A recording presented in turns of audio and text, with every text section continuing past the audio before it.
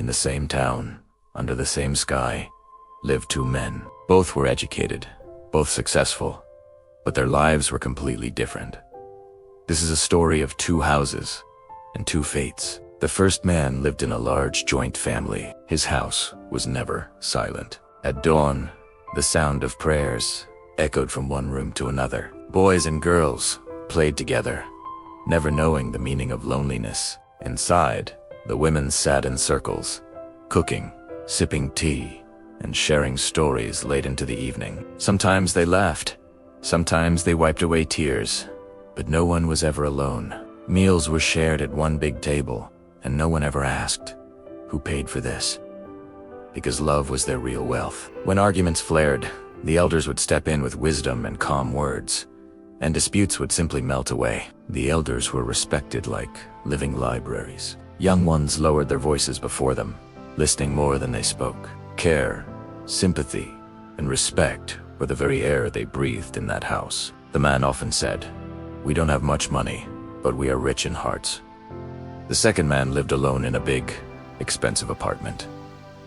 He believed in a nuclear family. No noise, no crowds, no interference. He disliked the constant rush of joint families. When relatives came visiting from the village, he felt annoyed. Their laughter disturbed his peace, and their presence felt like a burden. He truly believed, people only love me for my wealth. So, he kept his distance. He avoided gatherings, he avoided company, he avoided emotions. Slowly, people stopped visiting him. Not because they hated him, but because they felt unwanted. Years passed. The joint family man grew older, but his house grew stronger. The children became responsible adults, and the grandparents became pillars of wisdom. Every joy was doubled, and every sorrow was shared. If someone fell ill, 10 hands immediately reached out to help. The other man, he grew richer but also lonelier. His children grew up in silence, without cousins or shared memories. When they married, they moved away. One by one, his house became empty. One day, his son's wedding was arranged. He printed beautiful invitation cards and went door to door to invite his relatives. But the doors that opened were cold, and they closed just as quickly. Some made excuses. Some didn't even come out to greet him.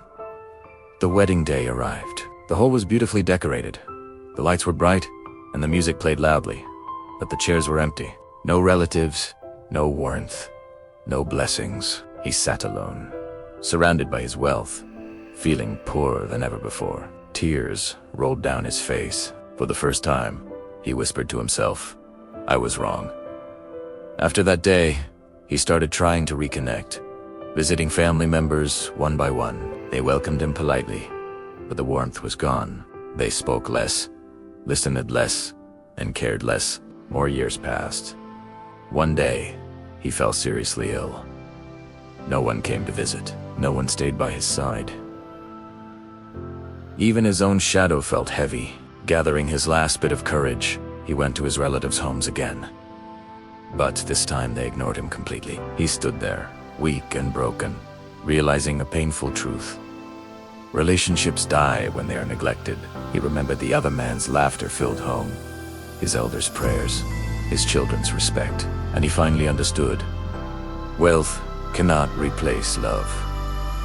Money cannot buy prayers, and loneliness is the price of ego. Never choose isolation over relationships. Never abandon your parents. Never think of elders as a burden. Cari fortem. Respect them, sit with them, and listen to them. Because only parents and elders pray for you from the core of their hearts. And those prayers become your success, your protection, and your peace. Choose love over wealth. Because houses are built with money, but homes are built with hearts. Thanks for watching.